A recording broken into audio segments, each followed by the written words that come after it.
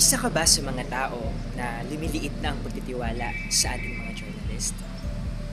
Ayon kasi sa survey ng Reuters Report 2024, bagamat nananatiling mataas ang pagtitiwala ng maraming mga tao sa ating mga journalist, may ilan pa rin sa iba't ibang panig ng mundo ang hindi buo o malaki ang pag-aalinlangan sa ating mga mamamahayag. Pero, alam ba natin ang tatlong salitang trust, accuracy, and objectivity? Yan lang naman ang cornerstones ng journalism ethics. Ibig sabihin, yan ang kanilang pinaninindiganan.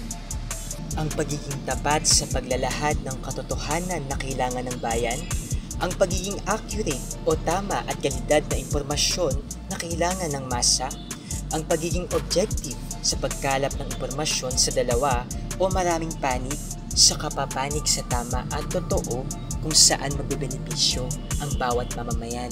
Kaya kung iisipin, kakampi talaga natin ng mga journalist. Sila ang mga matatapang na alagad ng bayan. Sila rin ang mga watchdog na nagbabantay sa ating pamahalaan kung may katiwalian ng nangyayari.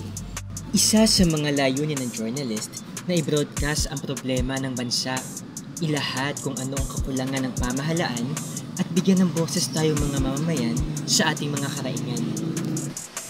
Oo, bukod sa maglahad ng katotohanan, kaya rin nilang baguhin ang kwento ng mga mamamayan na nasa laylayan.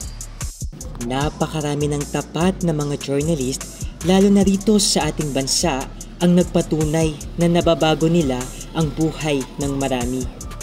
Kaya nga huwag nating hayaan na unti-unting maglaho na lamang sila dahil sa unti-unting paglalaho rin ng ating pagtitiwala sa kanila. Dahil hindi lamang basta propesyon o trabaho ang kanilang ginagampanan.